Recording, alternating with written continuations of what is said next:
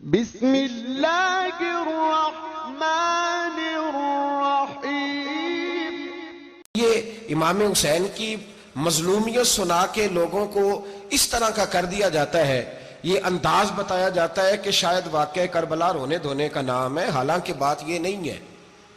یزید کی لشکر جو امام حسین کے مقابلے میں آیا، امام حسین کے لشکر کی تعداد 72 تھی، تو یزید نے 22,000۔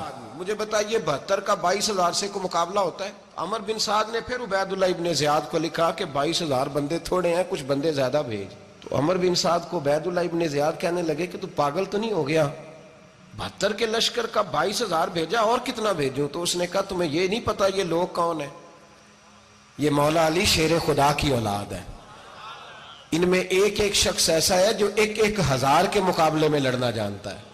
تو یہاں کمزوری دکھائی جاتی ہے، ہمارے بچے سمجھنے لگے ہیں کہ یہ شاید کوئی ایسی داستان ہے، اور اس طرح کا ماحول ٹی وی پہ میں دیکھ رہا تھا، اس طرح کا ماحول بنایا جاتا ہے جیسے کوئی خوف ہے، یعنی واقعہ کربلا کوئی ایسا واقعہ جسے دیکھ کے خوف طاری ہو جائے، بچے راتوں کو ڈرے، وہ اکیلے درخت دکھائے جا رہے ہیں اور تیر دکھائے جا رہے ہیں۔ او یار، کیا قوم کی تربیت کر رہے ہیں؟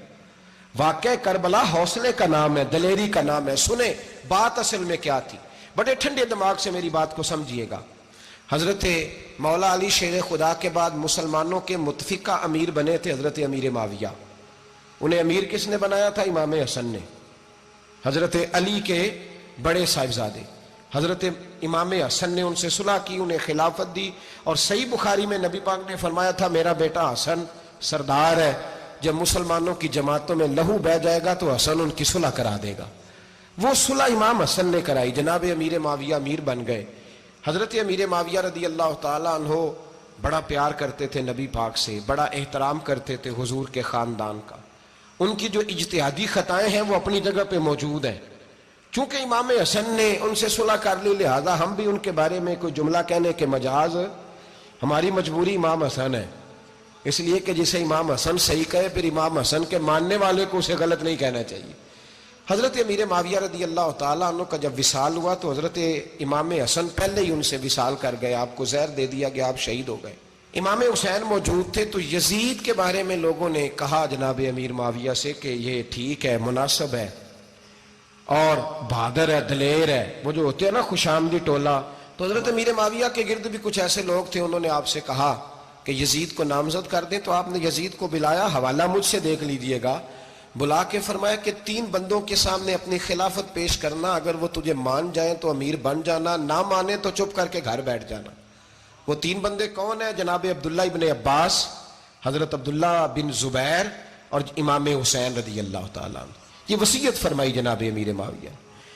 حضرت امام حسین کی وہ شخصیت تھی کہ مشکات میں حدیث ہے، نبی پاک صلی اللہ تعالیٰ علیہ وسلم کی چچی جناب ام فضل صبح صبح گھبرائی حضور کی بارگاہ میں آئیں، عرض کی یا رسول اللہ صلی اللہ علیہ وسلم آج میں نے عجیب خواب دیکھا ہے، میں ڈر گئی ہوں۔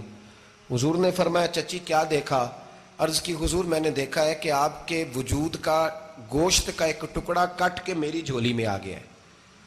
حضور یہ کیا ہے؟ تو محبوب خواب سن کے مسکرائے، فرمایا چچی یہ پریشانی والا خواب نہیں، یہ تو خوشی والا خواب ہے، اللہ فاطمہ کو بیٹا عطا کرے گا اور وہ تیری گود میں کھیلا کرے گا، چونکہ وہ میرے وجود کا ٹکڑا ہوگا، لہذا خواب تجھے یہ آئی ہے۔ تو امام حسین پیدا ہوئے، امام حسن کی عمر ابھی 11 مہینے تھی، تو نبی پاک نے امام حسین کو جناب ام فضل اپنی چچی کی گود میں دے دیا کہ فاطمہ کے لیے دونوں بچے سنبھالنا مشکل ہوگا۔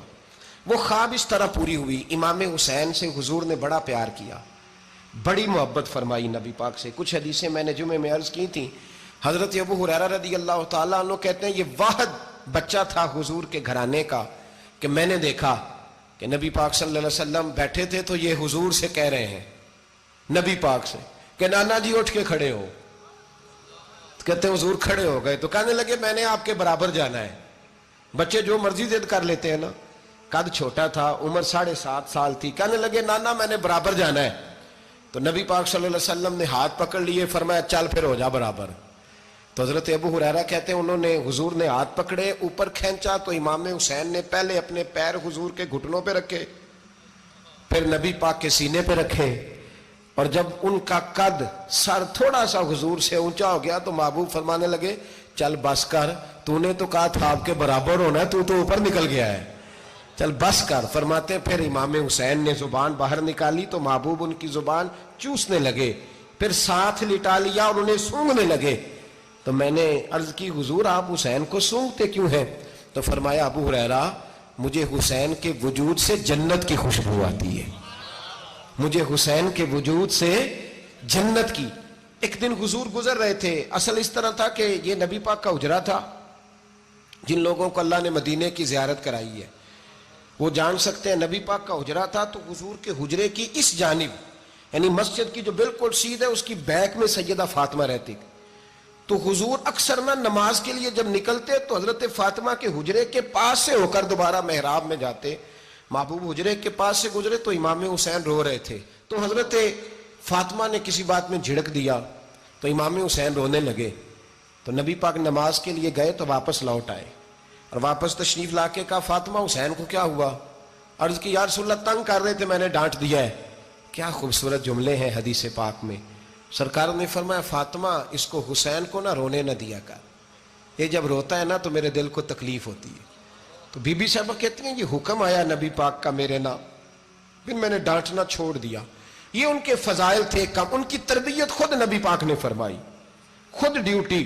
میں کسی منطق کا فلسفہ میں اب تو اللہ تعالیٰ معاف کرے, پہلے ہم لوگوں کو کہتے تھے فلانی مجلس میں نہ جانا فلانی, اب تو مصیبت بن گئی ہے, جانے کی ضرورت نہیں, ہر شے موبائل میں آ گئی. مجھے بھیجتے ہیں کہتے ہیں حضرت صاحب یہ ذرا سننا, یہ ذرا سننا. کل کراچی سے کچھ مہمان آ گئے تو اب بچوں نے وہ کلپ سنبھال کے یہ مولوی دیکھو کیا کہتا ہے. اب آیتیں پڑھی جا رہی ہیں قرآن پاک کی, اتنا ٹکڑا یہاں سے لیتے ہیں اتنا ٹکڑا یہاں سے لیتے ہیں اور ملا کے پتہ نہیں کون سا مکسچر بنا رہے ہیں.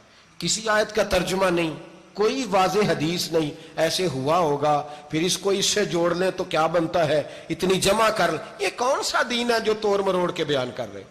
کون سا مذہب ہے؟ دین تو واضح کھلی کتاب ہے. اب ہمارا یہ شوق ہے, ہم ہر تماشا دیکھنا چاہتے ہیں, ہم اپنے لوگوں کی قدر نہیں کرتے اور بڑی بڑی دور جا کے ہم غلط معاملات میں جاتے ہیں, پھر ذہن ہمارے شکوک کا شکار ہوتے ہیں. ہمیں سمجھنا چاہیے کوئی ایسی کسی دلیل کی ضرورت نہیں ہے.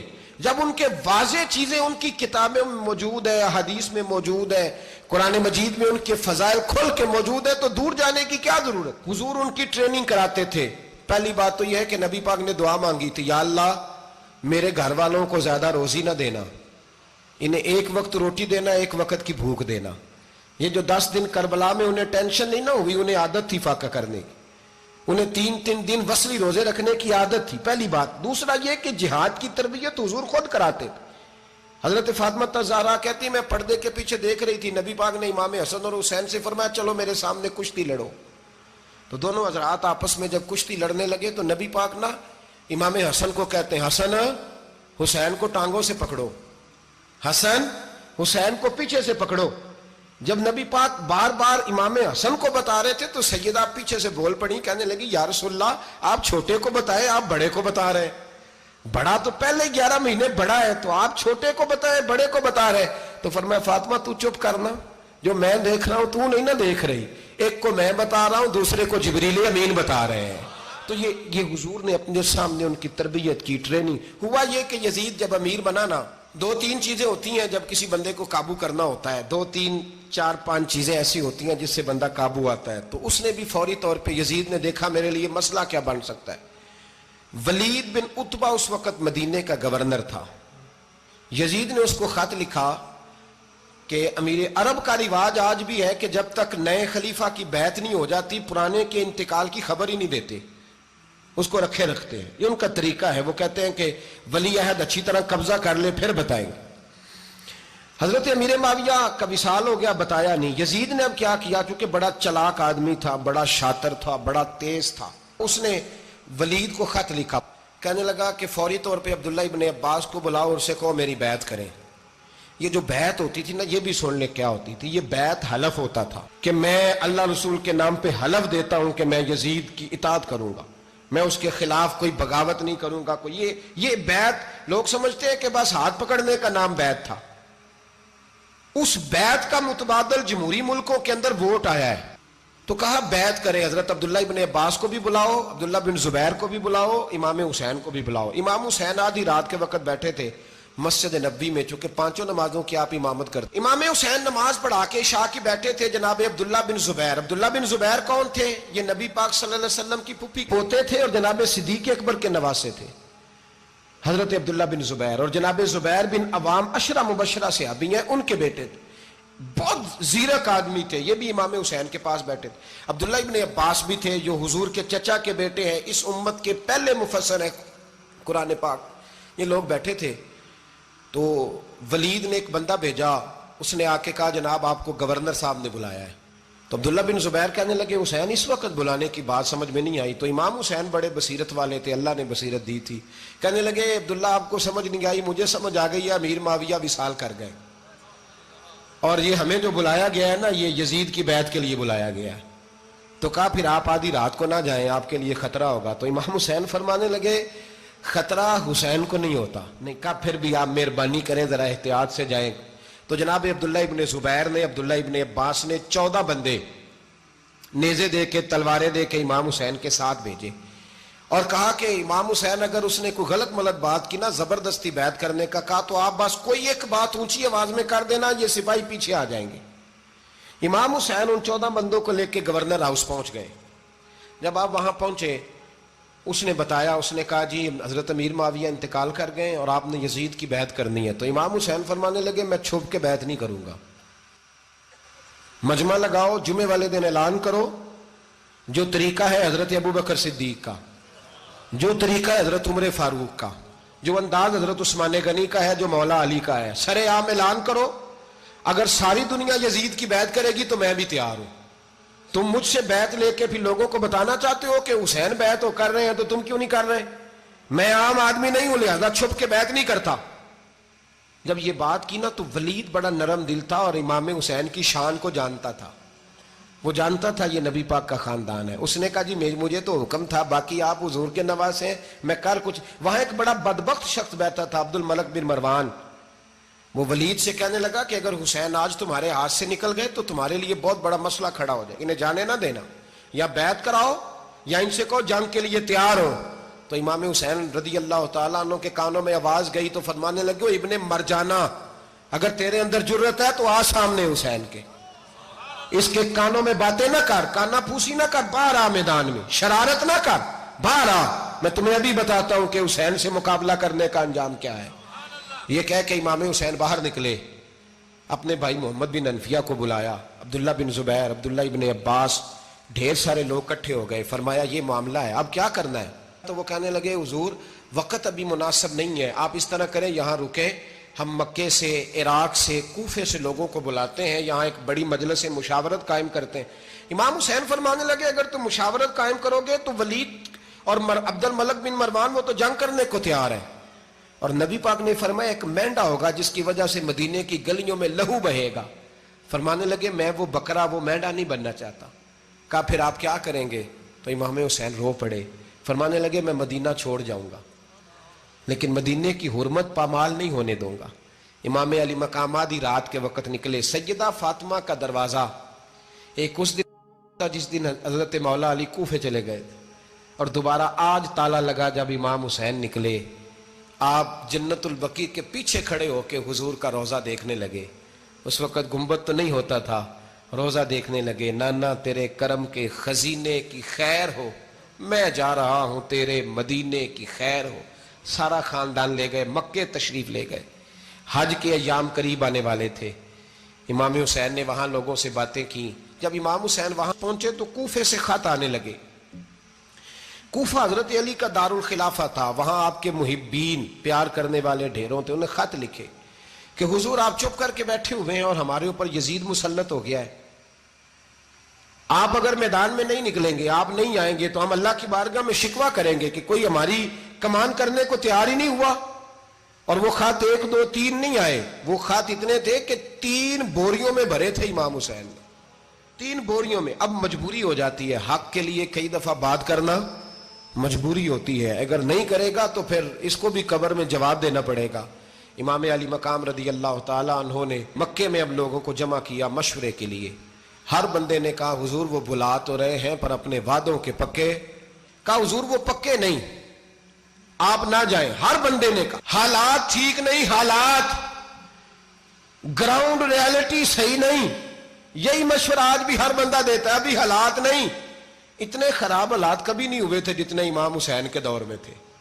لیکن فرمایا میں دین کے خلاف غلط حکمران کو مسلط ہونے کی اجازت, بول کے بتائیے, بول کے, غلط حکمران کو مسلط ہونے کی اجازت, مزاحمت کروں گا, مخالفت کروں گا. امام کہنے لگے کوئی بات نہیں, وہ میرے ساتھ چلے نہ چلے لیکن میں کوفے جاؤں گا. وہ لوگ میرے ساتھ کھڑا ہونے کو تیار ہے تو وہ جھوٹ ہے یا سچ ہے, پر میں چلوں گا. جب امام علی مقام نے اصرار فرمایا تو جو آپ کے قریبی صحابہ کرام کی اولادیں تھی ساری, یہ بھی اب بیماری ہے. کچھ لوگ کہتے ہیں جی صحابہ نہیں ساتھ چلے, تو میں کہتا ہوں اہل بیت نبوت کے تو کل افراد 21 تھے, تو 72 میں باقی اولادیں کس کی تھی؟ وہ ساری صحابہ کی اولادیں تھیں. وہ سارے, پتہ نہیں کیوں اس طرح کا فلسفہ بیان کیا جاتا ہے جس میں حالات خراب ہو. حضرت سیدنا امام علی مقام کو جب بہت زیادہ کہا گیا نا, تو امام حسین رضی اللہ تعالیٰ انہوں نے فرمایا چلو میں ایک کام کرتا ہوں, مسلم بن عقیل کو بھیجتا ہوں. حضرت علی کے بھتیجے ہیں, امام حسین رضی اللہ تعالیٰ عنہ کے چچا کے بیٹے ہیں, حضرت عقیل کے صاحبزادے مسلم بن عقیل. بڑے سمجھدار آدمی تھے, معاملہ فہم تھے, بڑے جری تھے. اتنا زبردست مشورہ کم لوگ دیتے ہیں جتنا حضرت مسلم بن عقیل دیتے تھے. ان کو بھیجا گیا کوفے. اب اس میں بڑی تفصیل ہے, وہ اپنے 2 بچے بھی لے گئے. جب وہ کوفے پہنچے نا, تو کوفے پر جناب نعمان بن بشیر کی حکومت تھی. آپ گورنر تھے اور اہل بیت سے بڑی عقیدت رکھنے والے, نرم رویہ. عبید اللہ ابن زیاد کوفے کا گورنر نہیں تھا, یہ کسی اور علاقے کا تھا. جب آپ وہاں پہنچے تو نعمان بن بشیر نے دیکھا کہ حضرت مسلم بن عقیل آئے ہیں, تو لوگ دوڑے ان کی بیعت کرنے, بھاگے. اتنے لوگ جمع ہوئے کہ ایک دن میں 17,000 آدمی نے بیعت کر لی. کتنے بندے جی؟ 17,000 آدمی ایک دن آیا. اب وہ جو امام مسلم بن عقیل کے وہاں نعرے لگانے والے تھے, کہنے لگے حضور یہ پہلے دن کی کارکردگی ہے, 2-4 دن میں دیکھیے کیا ہوتا ہے. 2-4 دن میں کیا ہوا, 40,000 آدمی نے بیعت کر لی. اب وہ 40,000 بندہ تیار ہو گیا. ادھر سے جو یزید کے وفادار تھے انہوں نے خط لکھا یزید کو کہ تو نے بڑا نرم آدمی گورنر بنایا ہے, اور 40,000 بندہ چلا گیا حسین کی طرف. اس نے ایک آدمی گھوڑے پہ دوڑایا. عبید اللہ ابن زیاد ایک اور علاقے کا گورنر تھا, پر بڑا ظالم سا بدماش تھا, بڑا سخت گیر آدمی تھا. اس کو کہا کہ تو پہلے ایک صوبے کا گورنر ہے, جا تجھے دوسرا صوبہ بھی دیا. اس طرح کار فوری طور پہ کوفے پہنچ اور جا کے مسلم بن عقیل کو گرفتار کر, جو آدمی ان کا ساتھ پھر بھی دے اسے قتل کر دے. اس نے کیا کیا, وہ آدھی رات کو آیا, منہ چھپایا, جبہ پہنا, لوگ سمجھے امام حسین آ گئے. بہت سارے لوگوں نے اس کے نعرے بھی لگائے. وہ چپکے سے داخل ہوا اندر, اور چپکے سے داخل ہو کے اس نے سب سے پہلا کام یہ کیا کہ نعمان بن بشیر رضی اللہ عنہ کو معزول کیا. کوفے کے گورنر اس پہ قبضہ کیا. پھر اس نے اسی وقت سوئے ہوئے سرکردہ لوگ, جس طرح ایک گاؤں کا چودھری دوسرے کا محلے میں قبیلوں کے جو لوگ تھے چودھریوں کو بلایا, کچھ کو سزائیں دیں, کچھ کو سخت کہا, کچھ کو ان کے عیب گنوائے کہ وہ تمہارا فلانا مسئلہ پھر خراب کر دوں گا, بلیک میل کیا. صبح ہونے تک حالات اگر تم نے میرے قابو میں نہ کیے تو یاد رکھنا بڑا مشکل ہوتا ہے حق پہ کھڑا ہونا. بڑی چیزیں لوگوں کو یاد آتی ہیں, اللہ جانتا ہے. پہلے کچھ ہوتا ہے, بعد میں معاملہ کچھ ہوتا ہے. حضرت مسلم بن عقیل کے ساتھ جس دن عبید اللہ ابن زیاد آیا 40,000 کا لشکر تھا. اگلے دن صبح ہوئی, اگلے دن تو یہ حال ہو گیا کہ آپ جب کوفے کی جامع مسجد میں زور کی نماز کے لیے گئے تو 5-7 ہزار آدمی نماز پڑھنے آیا, اور جب مغرب کا وقت آیا تو لوگوں نے چند ہزار لوگ رہ گئے, نماز کی نیت باندھی. توجہ کرنا میری بات پہ, ایک مسئلہ بھی سمجھ میں آئے گا. لوگوں نے نماز کی نیت باندھی تو حضرت مسلم بن عقیل امامت کر رہے ہیں, ہاتھ باندھے ہوئے ہیں, تو بہت سارے لوگوں نے پیچھے ہاتھ چھوڑ دیے. ایک بندے نے دوسرے سے پوچھا وہ ہاتھ کیوں نہیں باندھتے؟ کہنے لگے اگر عبید اللہ ابن زیاد کے کسی بندے نے دیکھ لیا نا تو ہم اسے کہیں گے ہم تو نماز پڑھ ہی نہیں رہے تھے, ویسے ہی کھڑے تھے, ہاتھ ہی نہیں باندھے سرے سے. جب نماز کی امامت باندھی تو 10-11 صفیں تھیں. جب مسلم بن عقیل رضی اللہ تعالیٰ نے سلام پھیرا تو پیچھے بندہ ہی کوئی نہیں تھا. حضرت مسلم بن عقیل کو گرفتار کیا گیا. عرب کا رواج تھا دشمن کو سخت سزا دیں تاکہ باعث عبرت بنے. بہت اونچا مینار تھا کوفے کا، گورنر ہاؤس کا، اوپر لے جا کے جناب مسلم بن عقیل کو زمین پہ گرایا گیا. اور جب وہ شہید ہو گئے تو شہید ہونے سے ایک رات پہلے وہ خط لکھ چکے تھے امام حسین کو کہ آپ آ جائیں، حالات بڑے اچھے ہیں. خط ملا تو امام حسین مکے سے کوفے کی جانب چل پڑے. امام علی مقام رضی اللہ تعالیٰ عنہ جب چل پڑے، تشریف لا رہے تھے تو رستے میں فرزق شاعر ملا، بڑا محب اہل بیت تھا. رستے میں ملاقات ہوئی. اللہ اکبر. حضرت مسلم بن عقیل جب گرایا شہید ہو گئے تو پھر اس نے اس طرح کیا کہ آپ کی لاش کو لٹکا دیا چوک میں. لوگ دیکھتے تھے تو عورتیں بچوں کہتی تھی تو نے باہر نہیں نکلنا، ہم نے نہیں امام حسین کے ساتھ چلنا، بس بڑا خوف ہے، کوئی بندہ نہ باہر نکلے، کوئی نہیں ضرورت ہمیں، حالات بہتر ہوگی تو دیکھی جائے. آج کتنے لوگ ہیں، کتنی دیگیں پکی، کتنی نیازیں بٹی، کیا کچھ ہوا. آپ ناراض نہ ہونا، میں آپ میں سے ہوں، آپ مجھ سے ہیں، یہ بات آپ کی نہیں میری سب کی ہے. آج بھی اگر امام حسین کے نام پہ جان دینے کی باری آئے گی تو دیگیں ہی رہ جائیں گی. ناراض تو نہیں ہو گئے آپ لوگ؟ فٹافٹ مائیں کہیں گی باہر نہیں جانا، بالکل پتر سانو کی لگے، سارا دن کوئی ہمارے لیے. وہ پیر صاحب تو کرتے رہتے ہیں باتیں، ان کا تو کام ہے. خبردار ہم نے نہیں جانا. دیگیں دینے کو سارے تیار ہیں، جانے دینے کو تیار ہونا. ناراض ہو گئے آپ لوگ؟ چلو کوئی نہیں، ہو جاؤ، خیر صلی اللہ ہے، بات تو ٹھیک کر رہا ہوں نا. حضرت امام حسین رضی اللہ تعالیٰ عنہ نے فرزق شاعر رستے میں ملا تو امام حسین کو کہنے لگا کہاں جا رہے ہیں؟ فرمایا میں کوفے جا رہا ہوں. کہنے لگا حضور نہ جائیے گا، لوگوں کے دل آپ کے ساتھ ہیں، تلواریں آپ کے ساتھ نہیں. سیدنا امام حسین رضی اللہ تعالیٰ عنہ کو آ کے کہا حضور وہ سارے کوفے والے مانتے ہیں کہ بات حسین کی ٹھیک ہے لیکن آپ کی سپورٹ نہیں کریں گے.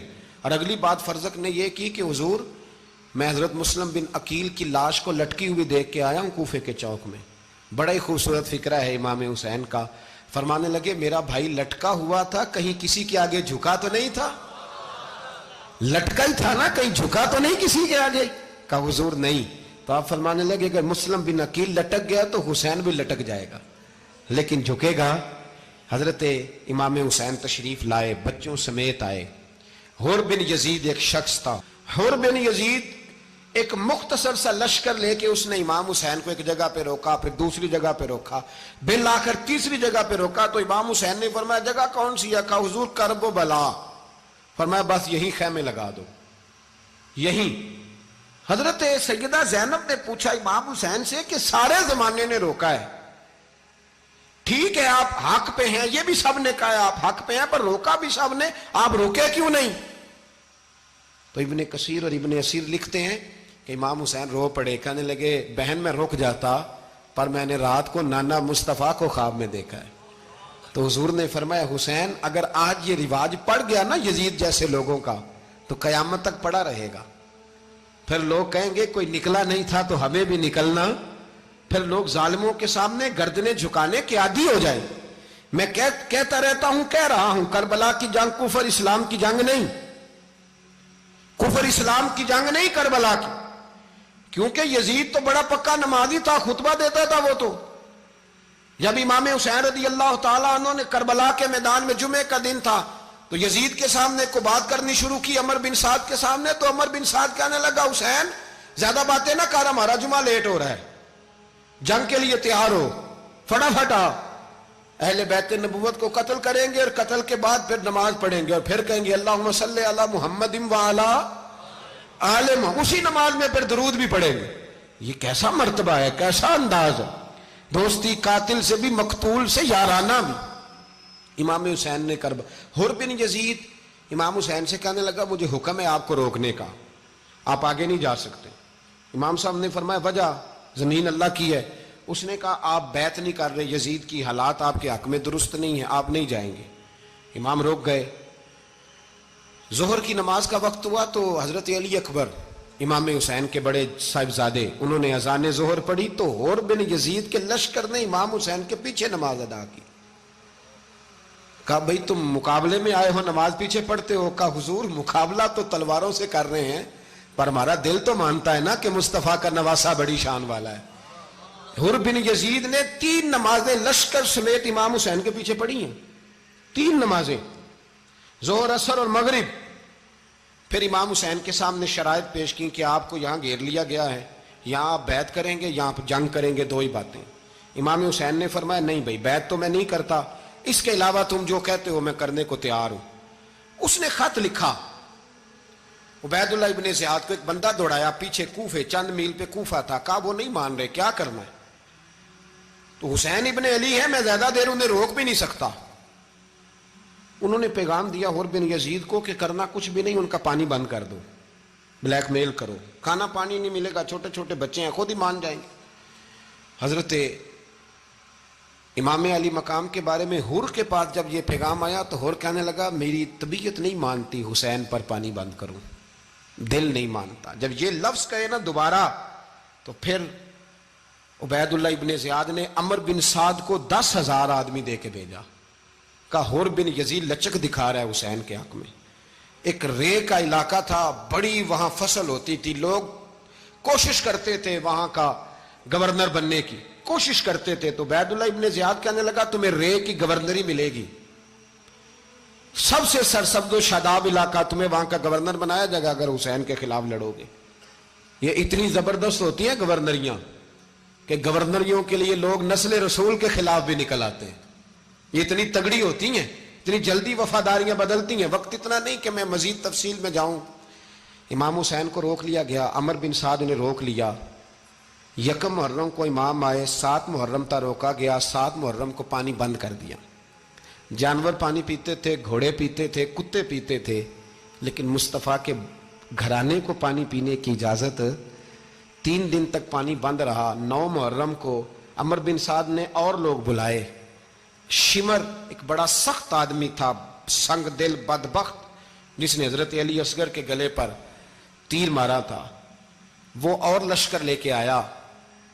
رات کو کہنے لگا امام حسین رضی اللہ تعالیٰ عنہ سے کہ بس بڑا ہو گیا، یہ 9-10 محرم کی درمیانی رات، یہاں آپ جنگ کریں گے یا آپ بیعت کریں گے، 2 ہی باتیں۔ امام حسین اندر گئے، سیدہ زینب سے مشورہ کیا، باہر آئے، فرمایا بات وہی ہے جو پہلے دن والی ہے۔ امام حسین رضی اللہ تعالیٰ عنہ نے فرمایا بھائی بیعت تو میں نہیں کرتا، باقی جو تمہارا پروگرام ہے۔ شمر اور ابن سعد کہنے لگے پھر جنگ کے لیے تیار ہو جائیں۔ کیا انداز ہے امام حسین کا، فرمانے لگے کل جنگ کروں گا، مجھے پتا تو ہے جنگ کا نتیجہ کیا نکلنا ہے، 1 رات مجھے دے دو تاکہ میں کھل کے اپنے رب کی عبادت تو کر لوں۔ حسین نے جانا ہے، مجھے پتا ہے کل رزلٹ 72 اور 22,000 کا کیا 1 رات مجھے دو، میں مالک سے راز نیاز تو کروں، میں گویا اس سے پوچھوں تو صحیح کہ مالک میرے والد بھی شہید ہیں، بھائی بھی شہید ہیں، نانا کو بھی دکھوں میں دیکھا ہے، تو اب میری باری ہے تو مالک میں حاضر ہوں، مجھے موقع تو دو، اس لیے کہ میرے نانا نے بدر میں بھی ساری رات عبادت کی تھی، صبح مجھے موقع دو۔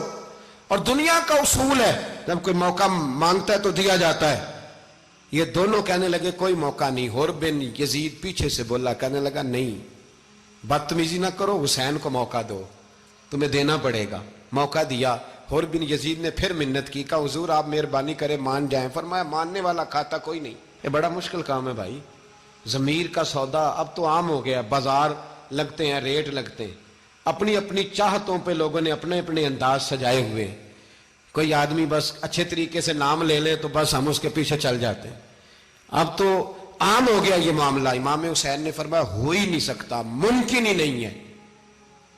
ساری رات عبادت میں گزری، ریاضت میں گزری، تہجد کا وقت ہوا تو گھر والوں کو بلایا، فرمایا دیکھنا تمہاری سی کی آواز نہ باہر آئے، خبردار سی کی آواز نہ آئے۔ اور امام زین العابدین سے فرمایا تو بیمار ہے، تو جہاد نہیں کرے گا، لیکن خیال رکھنا پیچھے۔ اور بڑی قیمتی بات بتا رہا ہوں، ہماری بیویاں کسی کے گھر میت ہو جائے تو 4 دن بخار نہیں اترتا۔ امام علی مقام نے سیدہ زینب سے فرمایا تو بڑی ہے، میری بہن ہے، پیچھے سارے بچے ہیں، جوان ہیں، ان کے حوصلے تیری ذمہ داری ہیں۔ صبح جنگ کا طبل بجنے لگا، فجر کی نماز پڑھی، سورج چڑھا، 10 محرم کا دن، جمعے کا وقت، جناب سیدنا امام حسین رضی اللہ تعالیٰ عنہ نے ریت پر سجدے کیے، لمبے سجدے، لمبی نماز، سورۃ الشمس کی آیات دوسری رکعت میں پڑھی تو سارا کربلا گونجنے لگا۔ کیا انداز تکلم تھا امام علی مقام کا، نماز مکمل ہوئی تو حور بن یزید، عمر بن سعد اور شیمر سے کہنے لگے واقعی حسین سے لڑو گے؟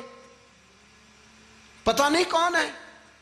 قل لا اسالکم علیہ اجرا، تم نے نہیں پڑھا الا المودۃ فی القربى، تمہاری آنکھیں بند ہیں. الحسن والحسین سید الشباب اہل جنہ، تمہیں نہیں پتا؟ کہنے لگا چپ کر، حکومت نظر آ رہی ہے. اور بن یزید کہنے لگے پھر میرا بھی فیصلہ سنو، مجھے حکومت نہیں چاہیے، مجھے جنت چاہیے. حکومت نہیں چاہیے. امام حسین کی پہلی فتح دیکھیں، اور بن یزید ایڑی لگا کے نا یزید کے لشکر سے نکل کے امام حسین کے لشکر میں شامل ہو گیا. اور پہلا شخص جس نے امام حسین کو روکا، امام حسین کے نام پر پہلا سر بھی اسی شخص نے کٹایا ہے. لیکن یزید کی قبر پہ لعنت بھی کوئی نہیں برساتا، اس کا محل تھا بہت بڑا. لیکن جب لوگ کربلا میں امام حسین کو سلام کرنے جاتے ہیں تو قدموں میں حور بن یزید کا مزار بھی بنا ہوا ہے، اس کو بھی سلامی دی جاتی ہے. اور اب ہم اکیلا حور بن یزید نہیں کہتے، ہم کہتے ہیں حور بن یزید رضی اللہ تعالی. اب ہم اتنی تعظیم کرتے ہیں اس حور کی. جناب امام حسین کو میدان میں کھڑا کیا گیا، جہاد کا طبل بجا، پہلے خدام آئے. اور سن لو آج وہ پتہ نہیں بازاری سے لوگ چڑھ گئے ہیں سٹیجوں پہ، بازاری سے، نہ چہرے پہ داڑھی ہے نہ سر پہ کوئی کپڑا ہے، بازاری لوگ ہیں، بھاگ رہے ہیں، بازو چڑھائے ہوئے ہیں، بٹن کھولے ہوئے ہیں، تماشا بنا دیا. سننے والوں کا بھی اللہ ہی حافظ ہے. وہ سٹیج پہ یہ اہل بیت کی شان بیان کرتا ہے، بھاگ کے ادھر جاتا ہے. یہ کوئی طریقہ ہے؟ سننے والوں کا بھی عجیب انداز ہے، ہر بندے کو سننے بیٹھ جاتے ہیں. دین مہذب ہے، تہذیب والا ہے، دلائل رکھتا ہے، دین وقار رکھتا ہے. ایسے لوگ اب دین بیان کریں گے؟ حضرت سیدنا امام حسین رضی اللہ تعالیٰ عنہ صبح جب جہاد کا وقت آیا، پتہ ہے کون کون تھے کربلا میں؟ امام حسین کے ساتھ امام حسین کے 4 بھائی تھے کربلا میں. کتنے؟ بول کے بتائیں. حضرت علی کے 4 بیٹے، عباس بن علی، جن کو حضرت عباس کہا جاتا ہے نا، علمدار، یہ حضرت علی کی دوسری زوجہ میں سے. عباس بن علی بھی تھے اور ابو بکر بن علی بھی تھے، عمر بن علی بھی تھے، عثمان بن، یہ حضرت علی کے بچوں کے نام ہیں. یہ آپ کے شہزادے امام حسین کے ساتھ شہید ہوئے. ان کا نام صرف اس لیے نہیں لیا جاتا کہ ان کا نام خلفائے ثلاثہ کے نام پہ، حضرت علی نے اپنے یاروں کے نام پہ رکھا ہے تو تم نے کربلا کے میدان سے خارج کر دیا. یہ تینوں شہزادے حضرت جناب سیدنا امام حسین کے ساتھ تھے، یہ بھی شہید ہوئے. حضرت جناب زینب امام حسین کی سگی بہن ہے، ان کے 2 بچے تھے، اون و محمد. جب امام حسین میدان میں جانے لگے تو جناب زینب بچوں سے کہنے لگی نہ، پہلے بھائی نہیں جائے گا، پہلے بھانجے جائیں گے. 2 بچے شہید ہوئے. حضرت قاسم بن حسن امام حسن کے بیٹے تھے. وہ جب میدان میں جانے لگے تو امام حسین نے کہا نہیں بھائی تو نہیں جائے گا، تو میرے بھائی کی نشانی ہے، میں جاؤں گا. تو حضرت قاسم بن حسن نے ایک تعویذ کھول کے دیا کہ ابا جی میرے والد نے کہا تھا جب بڑی مشکل آ جائے تو تعویذ کھول کے دیکھنا. تو آج بڑی مشکل آئی ہے تو میں نے تعویذ کھولا ہے، تو یہ دیکھیں کیا لکھا ہے. یہ تو رکا ہے، تعویذ ہے ہی نہیں. جب کھول کے دیکھا تو اس پہ لکھا تھا قاسم اگر حسین پہ کوئی کڑا وقت آ جائے تو بیٹھ کے آگے آگے رہنا، اگر کڑا وقت میرے بھائی پہ کبھی آ جائے نا دیکھنا اس کے آگے آگے چلنا، اسے حسن کی کمی نہ محسوس ہو. پائیاں جیا ساک نہیں کوئی جے وچ خار نہ ہوئے. سیدنا امام حسین پہلی دفعہ کربلا میں اس وقت روئے جب یہ رکا. آپ نے دیکھا تو فرمایا ٹھیک ہے، اگر حسن کی یہ وصیت ہے تو میں نے زندگی میں اگر ان کی ہر بات مانی ہے اب بھی مانوں گا، تمہیں اجازت ہے. جناب قاسم بن حسن 16 سال کا جوان جب میدان میں نکلے تو ہائے ہائے پتہ نہیں کہاں سے آ گئی ہے. امام قاسم بن حسن جب میدان میں نکلے تو تبری سے لے کر علامہ ابو الاسناد صاحب سب کو پڑھ کے تو دیکھو، 3 دن کی پیاس ہے، شدید آزمائش ہے، دکھ ہیں، تکلیفیں ہیں، پھر بھی پہلی دفعہ جب میدان میں گئے ہیں واپس آئے ہیں 19 لوگوں کو قتل کر کے واپس آئے. سناؤ قصہ خیبر کو، تمامی اپنے بچوں کو. علی کی داستان سن کے دلوں سے ڈر نکلتا ہے. علی کی داستان سن کے دلوں سے، یہ جو بچے ڈر رہے ہیں نا وہ چمگادڑ آ گئی، کاکروچ آ گیا، یہ خوف نکل جائے گا اگر حضرت قاسم بن حسن کی بات سنیں گے. درجنوں لوگ آپ نے قتل کیے. ایک دفعہ آئے کہا چاچا یزید کا لشکر تو بڑا بزدل ہے، اگر چند قطرے پانی میرے حلق سے گزرے تو میں سارے کاٹ کے لے آؤں گا آپ کے پاس، چند قطرے۔ لیکن تھوڑی دیر گزری، عمر بن سعد کہنے لگا اکیلے اکیلے جاؤ گے تو علی کا پوتا ہے، یہ سب کو مار دے گا، اکٹھے جاؤ۔ چاروں جانب سے تیر برسے، ایک تیر لگا آ کے گردن کے پیچھے، بس جناب سیدنا قاسم بن حسن گھوڑے سے نیچے گرے تو جناب زینب حوصلہ کر کے آنسو سمیٹ کے کہنے لگی میں دیکھ رہی ہوں پردے کے پیچھے سے حسین میرے بھائی کا بیٹا گر گیا ہے، جا اسے اٹھا کے لا۔ حضرت امام حسین ان کو اٹھا کے لائے تو امام حسین نے سینے سے لگایا ہوا تھا تو ان کے پیر، ان کا قد لگتا تھا امام حسین سے زیادہ ہے، اٹھا کے لایا، لٹا دیا گیا۔ امام حسین کے اپنے بڑے بیٹے میدان میں نکلنے کو، علی اکبر نام ہے، جب جن لوگوں نے حضور کو نہیں دیکھا تھا وہ جب کہتے نا ہم نے نبی پاک کا دیدار نہیں کیا تو بتاؤ کس طرح کے تھے، تو بتایا جاتا تھا کہ جناب علی اکبر کا دیدار کرو، ہم شبیہ مصطفیٰ۔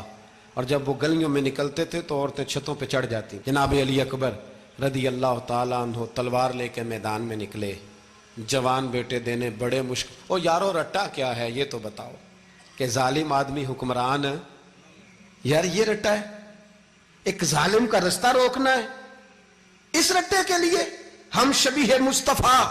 جناب سیدنا امام علی اکبر میدان میں نکلے، بڑے لوگ مارے، بڑے، پھر ایک تیر ان کے بھی گلے میں لگا، اور جب وہ گرے نا زمین پہ تو حضرت امام حسین دوڑ کے آئے، دوڑ کے، اور جب تشریف لائے تو ان کے گلے سے تیر کھینچا تو ایک جملہ لکھا ہے صاحب تبری نے، اس نے حد کر دی، کہنے لگے تیر کھینچا تو امام حسین کی آنکھوں میں آنسو آئے، کہنے لگے کاش جناب ابراہیم آج میرے سامنے ہوتے تو میں انہیں کہتا کہ آپ نے تو بیٹا ذبح کرتے وقت آنکھوں پہ پٹی باندھی تھی، دیکھو میں کھلی آنکھوں سے بچے ذبح کر رہا ہوں، کھلی آنکھوں، کاش جناب ابراہیم خلیل ہوتے تو انہیں کہتا۔ جناب علی اکبر بھی شہید ہوئے۔ حضرت علی اصغر کو تو اچانک اٹھایا تھا امام حسین، باہر نکلے تو گردن پہ تیر لگا تو 6 مہینے کا بچہ وہ بھی شہید ہوا، خون اچھالا آسمان کی طرف تو کہا مولا دیکھ لے میں نے 6 مہینے والا بھی نہیں بچایا، وہ بھی دے دیا ہے۔ پھر حضرت عباس کو بیٹیوں نے کہا کہ اب نہ، کچھ کہتے ہیں پہلے شہید ہوئے، کچھ نے لکھا بعد میں، کہ اب ہم سے پانی کے بغیر نہیں رہا جاتا، تو جناب عباس پانی کا مشکیزہ لے کے نکلے باہر، ایک ہاتھ کٹا، دوسرے پہ مشکیزہ وہ بھی کٹا، پھر پانی تو بھر لیا تھا لا نہ سکے، پھر گردن کٹی تو شہید ہوئے۔ بچوں کی بھی شہادت ہوئی، پر جب ان کا لاشا اٹھایا تو امام حسین کہنے لگے مولا اب نہ حسین کی کمر کمزور ہو گئی ہے، اب کمزور ہو، اور بھائی ایک میت ہو جائے تو 4-5 دن تو پوری آنکھیں نہیں کھلتی، کیسا جری خاندان ہے۔ تھوڑی دیر گزری تو امام علی مقام نے پٹکا باندھا، سر پہ دستار باندھی، مولا علی کی تلوار پکڑی، نبی پاک کا امامہ باندھا اور گھوڑے پہ سوار ہوئے تو کہنے لگے زینب گھر تیرے حوالے اور میں اللہ کے حوالے، گھر تیرے حوالے اور میں، اور پھر امام حسین نکلے، امام علی مقام نکلے۔ راوی کہتے ہیں کہ یہ جلوہ پہلے بھی بڑے سونے تھے پر آج جو رنگ دیکھا وہ کبھی نہیں دیکھا، کیا انداز تھا، جدھر جاتے نعرہ لگاتے تو حد ہو جاتے۔ اتنے لوگ امام حسین نے کاٹے، اتنے کاٹے، پھر واپس پلٹ کے آئے اور کہنے لگے زینب ذرا پردے کے پیچھے سے دیکھ تو صحیح میری بہن، ان بزدلوں کو جرت ہی نہیں ہو رہی حسین کے مقابلے میں آنے، ایک دوسرے کو دھکا دیتے، تو جا تو جا، پھر اکٹھے وار ہوئے۔ یہ کون ہے کٹا ہوا، لباس ہے پھٹا ہوا، یہ بال یقین حسین ہے، نبی کا نور عین ہے۔ پھر چاروں جانب سے تیر برسے تو امام علی مقام چونکہ نماز کا وقت ہو گیا تھا، اترے گھوڑے سے، خون بہ رہا تھا، گرم ترین ریت سے تیمم کیا، سر سجدے میں رکھا، اور جب شمر آپ کی گردن کاٹنے لگا تو کہنے لگے ٹھہر جا ذرا رب سے ایک بات کر لینے دے، اور پھر بولے امام حسین، کہنے لگے مالک تو اب بتا کہ حسین سے راضی ہے کہ ناراض ہے، تو بتا۔ تو پھر ایک آواز آئی، یا ایتھا النفس مطمئنہ ارجعی الی ربک راضیۃ مرضیہ، فرمایا نفس مطمئنہ واپس آ جا، تو اللہ سے راضی ہے، اللہ تجھ سے راضی۔ امام حسین وہاں شہید ہو گئے۔ اب یہ قافلہ امام حسین کا سر کاٹ، ذرا دیکھنا غور کرنا، سر کاٹ کے نیزے پہ رکھا ہے، جسم کربلا میں پڑا ہے، عورتوں کو گھوڑوں پہ بٹھا کے لے جایا گیا یزید کے دربار میں. یزید پہلے عبید اللہ ابن زیاد نے بدتمیزی کی, پھر یزید نے کی. سعودی عرب کا ایک مولوی بول رہا تھا, سعودی عرب کا, ان سے بھی بڑا عشق ہے, جس نے تقریر سننی ہو میرے پاس ہے. ہمیں لوگ مشورے دیتے ہیں کہ جو یزید کو اچھا کہے اور حسین کو باغی کہے اس کو ہم امام مان لیں. اس بے شرم بے حیا کو جو نبی پاک کے گھرانے کے بارے میں بکے اسے امام. سعودی عرب میں مسجد نبی میں درس دینے والا جس نے تقریر سننی ہو میرے پاس ہے. وہ کہتا ہے یزید تو بڑا اچھا آدمی تھا, اس نے تو بڑی خدمت کی, تو میں نے اسے کہا رشتہ داری کر لیا یزید کے ساتھ, قریب ہو جا. شرم نہیں آتی؟ آج بھی نبی پاک کا دل دکھاتے ہو, حیا نہیں آتی, خیال نہیں آتا.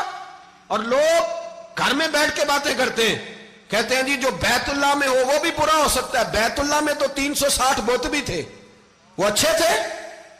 مدینے میں تو 360 منافق بھی رہے, پوری سورہ منافقون نازل ہوئی, وہ اچھے تھے. عجیب تماشا بنا دیا لوگوں نے مذہب کا. وہ آج بک رہا ہے, آج میرے پاس ویڈیو آئی ہے, کہتا ہے یزید نے تو بڑی خدمت, تو عبید اللہ ابن زیاد نے قتل کیا. بے شرمو, اگر عبید اللہ ابن زیاد نے بھی قتل کیا تھا تو حکومت کس کی تھی؟ بولیں, بول کے بتائیں. تو پھر یزید نے عبید اللہ ابن زیاد کو سزا کیوں نہیں دی, بلکہ ایک جگہ 2 گورنریاں دی اس کو, یہ حال کیا. بلکہ سنو جو حدیث پاک میں آتا ہے وہ یہ ہے کہ یزید چھڑیاں مار رہا تھا, چھڑیاں امام حسین کے لبوں پہ. تو نعمان بن بشیر صحابی تھے, بول پڑے, کہنے لگے یزید بدبخت, ہاتھ پیچھے اٹھا, مجھے اللہ کی عزت کی قسم میں نے سینکڑوں بار نبی پاک کو ان ہونٹوں کو چومتے دیکھا ہے. حضرت جناب زینب عورتوں کے مجمع میں پیچھے ہو کے بیٹھی ہیں. یزید کے پاس جب پہنچا لشکر تو یزید کہنے لگا دیکھو اللہ نے مجھے عزت دی اور میرے مخالفوں کا کیا حال ہوا. تو بی بی زینب بول پڑی, اتنے صدمے سہے پر آواز توانا ہے, جاندار ہے. حضرت سیدہ زینب نے جب سنا نا کہ یہ کہہ رہا ہے کہ مجھے اللہ نے عزت دی, تو جناب زینب بولی. نعمان بن بشیر کہتے ہیں بی بی بولی, اتنے صدمے ہیں پر جناب زینب بولی اللہ اکبر.